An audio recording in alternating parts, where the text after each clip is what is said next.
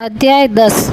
मिथिल बोला, हे ब्राह्मण, आपने कामदेव की स्त्री ऋत का चरित्र वर्णन किया और जैसे देवताओं का बताया दिया। जो अशून्य शयन का व्रत धारण किया वह मैंने सुना। अवश्य व्रत के धारण करने की विधि वर्णन कीजिए। इसमें क्या दान करना चाहिए, क्या विधि है, उसकी विधि की क्या विधि, पूजन विधि है और उसका क्या फल क्या है। हे वेद भूदेव, यह सब मेरे सामने कहिए। इन बातों की जानने की मेरी बड़ी अभिलाषा है। यह सुनकर श्रुतदेव कहने लगे, हे राजन, यह व्रत महापापों का नाश करता है। उसका नाम अशून्य शयन व्रत है। इसका विधान श्री हरि भगवान श्री जी ने लक्ष्मी जी से कहा था। वह सब मैं तुम्हें सुनाता हूँ।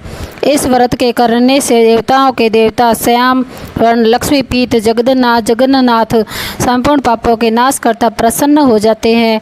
राजन, इस पाप का नाशक व्रत को किए बिना जो ग्रस्त जीवन भी प्रवृत्त नहीं हो जाते, उनका सब करना निष्फल होता है। महिपते श्रावण शुक्ला द्वितीय के दिन यह अशून्य शयन नामक सर्वोत्तर व्रत को धारण करे। चातुर्मास में हावश्यान भोजन करे। चतुर्मास में हिवश्यान भोजन करे। फिर चातुर्मास व्यतीत होने पर सम्यक पारायण करे तथा लक्ष्मी नारायण का पूजन करे। पारायण के दिन भक्ष्य भोजन आदि चारों प्रकार के भोजन करे, यानी भिक्षा वाले भोजन आदि वाले भोजन करे।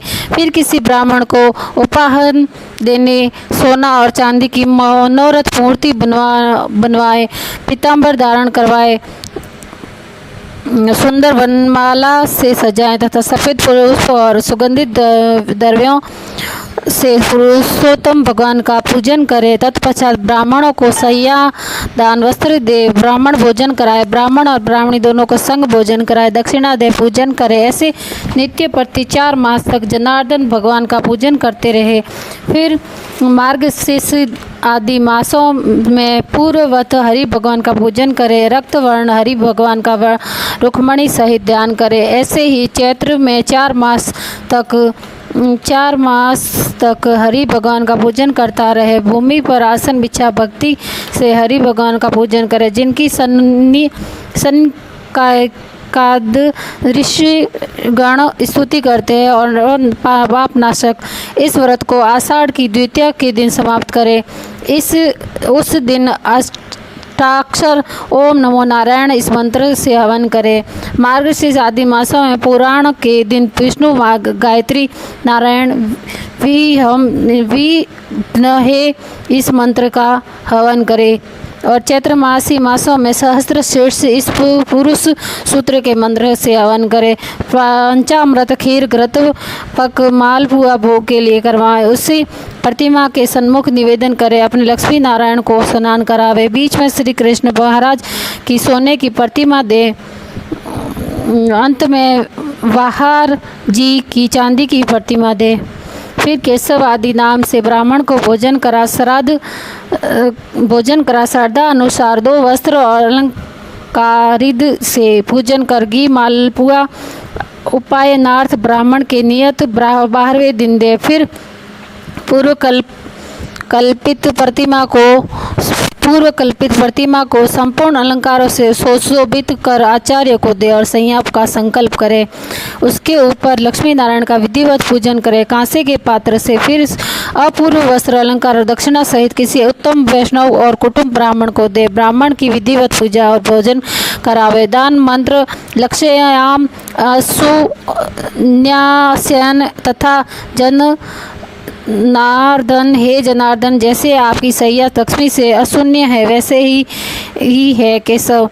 इस शयन दान से मेरी भी सैया अशून्य हो, इस प्रकार भगवान की प्रार्थना कर आप भोजन करें। पूर्ण पुरुष सौभाग्यवती स्त्री अथवा विधवा अशून्य शयन के निमित्त इस व्रत को धारण करे। हे राजन, यह अशून्य व्रत विस्तार पूर्वक मैंने तेरे सामने वर्णन किए। इसके करने से भगवान जगन्नाथ प्रसन्न होते हैं। ऐसे भगवान के प्रशंसा से देवताओं को भी दुर्लभ कार्यों की प्राप्ति होती है और अनेक प्रजाओं की वृद्धि होती है। इस कारण से जैसे बने यह व्रत करना चाहिए। जो मनुष्य विष्णु धाम में जाने की इच्छा करता है उसको उस व्रत को अवश्य करना चाहिए। अब यह सब वर्णन हो गया है, अब तुझे और क्या सुनने की इच्छा है वह बता। यह सुन राजा ने फिर श्रुतदेव से यह पूछा, महाराज वैशाख में छत्र दान करने का क्या महत्व है, यह भी मुझे विस्तार पूर्वक बताएं, क्योंकि वैशाख के कर्तव्य शुभ कर्मों को सुनने हेतु तृप्त नहीं होती। शुभ कर्मों को सुनते मेरी तृप्ति नहीं होती। यशवर्धन और पूर्ण वर्धक राजा के ऐसे वचन सुन श्रुतदेव जी महाभाग राजा से कहने लगे कि जो कोई रूप से व्याकुल महात्माओं को वैशाख में छत्री दान करते हैं उनको अनंत फल मिलता है। यहाँ मैं एक प्राचीन इतिहास कहता हूँ। यह इतिहास वैशाख के में किए छत्रदान की पुष्टि करता है। सतयुग में एक हेमकांत नाम का बंगाल का राजा था। वह केशकेतु का पुत्र बड़ा विद्वान बलवान था। वह एक शिकार खेलता हुआ घने वन में चला गया। वहाँ उन्होंने अनेक प्रकार के मृग शकुओं को मारता हुआ बहुत थक गया तो दोपहर में मुनियों के आश्रम में पहुंचा। उस समय सतर्ची नामक ऋषि व्रत में मग्न समाधि लगाए ध्यान कर रहे थे और उन्हें मालूम न था कि आश्रम में कौन आया। अंततः ऋषि ने राजा को उठकर सम्मान नहीं किया, जो कत्यों निश्चल बैठे रहे। यह देख राजा क्रोध करके उन्हें मारने को उद्यत हुआ। इस ऋषि ने 10 सहस्त्र शिष्यों ने उसे रोका और कहा कि हे दुर्बुद्धि, सुन, हमारे गुरु समाधि में है, उनको यह भी मालूम नहीं है कि बाहर क्या हो रहा है और तू क्रोध करने योग्य नहीं है। जब शिष्य ने यह कहा तो तब क्रोध में विह्वल होकर कहने लगा, हे ब्राह्मण, तू थक गया, मैं थक गया हूँ, तुम्हें मेरा आतिथ्य करना सत्कार करो। राजा के वचन सुन शिष्य बोले, हे भिक्षुक, बिना गुरु की आज्ञा के क्या करें, हम तो गुरु के अधीन है तथा आतिथ्य करें, क्या आतिथ्य करें। शिष्यों के ऐसे प्रत्युत्तर सुन राजा ने उन्हें मारने के लिए धनुष उठा लिया। बोला, मैंने तुम्हारी दस्युओं और पशुओं में से अनेक बार रक्षा की है, मुझ से ही तो तुमने प्रतिग्रह लिया है और मुझे ही शिक्षा देते हो। ये कृतधनी अपने को बहुत बड़ा मानते हुए भूल गए हैं कि ये बड़े आतताई है और इनको मारने के लिए दोष नहीं। इस प्रकार अत्यंत क्रोध धनुष से बाण उठाने लगा तो वो भागने लगे और उन्हें रोक राजा ने उनमें से 386 से मार डाले। तो डर के मारे शेष सभी शिष्य आश्रम छोड़कर भाग गए। जब सब शिष्य भाग गए तब आश्रम में रखी हुई वस्तुओं को पाप बुद्धि सैनिक ने उन सब वस्तुओं को ले लिया और सब ने खूब भोजन किया, जिससे राजा का भी अनुमोदन था।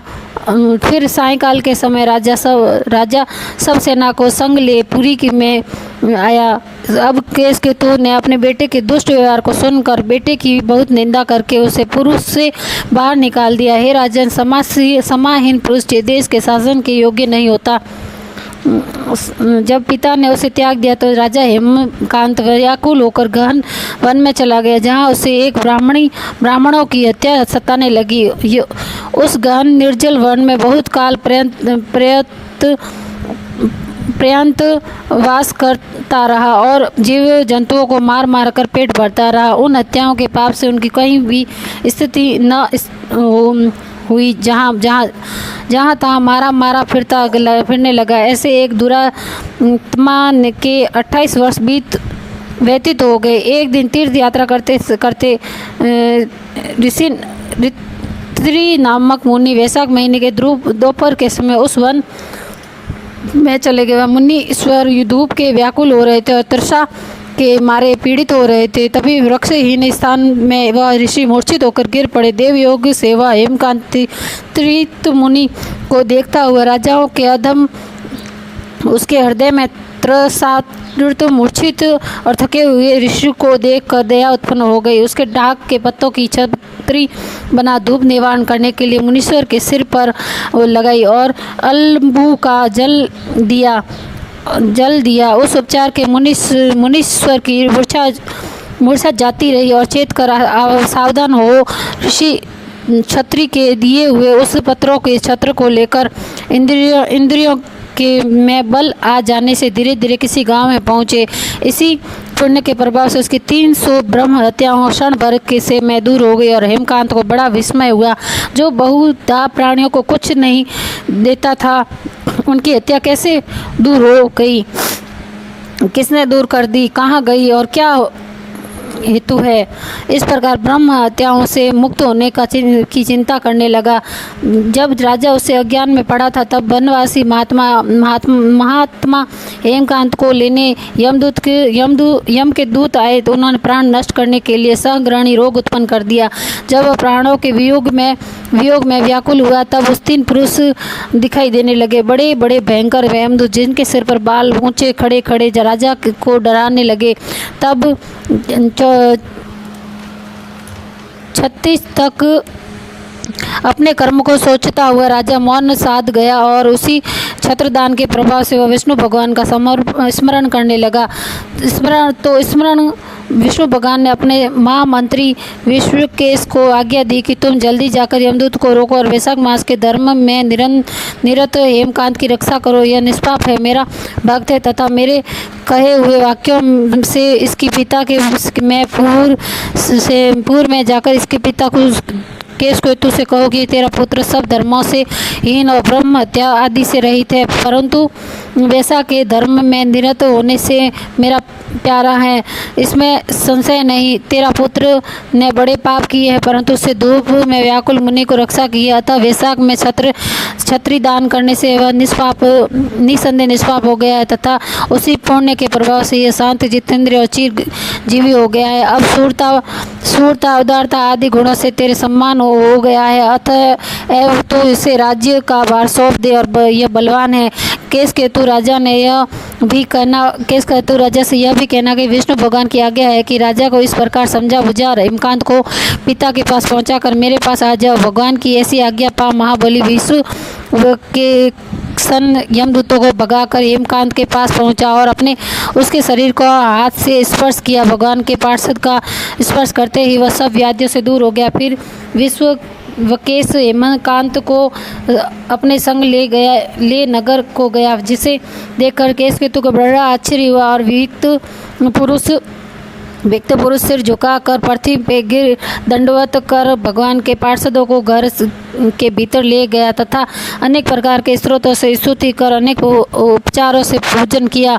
तब विश्वकेश कसेन प्रसन्न हो गया। हेमकांत को आगे कर जो बात विष्णु भगवान ने कही थी वो सब उनसे कह सुनाई। केशकेतु ने अपने पुत्र को राज्यासन पर बैठा दिया और आप विश्वसेन की आज्ञा अनुसार अपनी स्त्री समेत तप करने के लिए वन में चला गया और विश्वसेन हेमकांत को अनुमंत्रण कर तथा धन्यवाद देकर विष्णु भगवान के पास श्वेत द्वीप को चला गया तथा राजा हेमकांत वैशाख मास के कहे हुए शुभ धर्मों को करता हुआ प्रति वर्ष ऐसे धर्म करता रहा, जिससे विष्णु भगवान प्रसन्न हुए। ब्राह्मणों से मैं भीत करने लगा। धर्म के मार्ग से स्थिर शांत दंत जितेंद्र संपूर्ण जीवों पर दयालु संपूर्ण यज्ञ में दीक्षित सर्व संपत्ति से युक्त पुत्र पौत्रों से संपन्न होता हुआ फिर संपूर्ण भोगों को भोग कर विष्णु लोक को चला गया। वैशाख मास के धर्मों से अधिक कोई धर्म नहीं। ये धर्म सुखपूर्वक हुए हैं और इनमें करने से पुण्य भी बहुत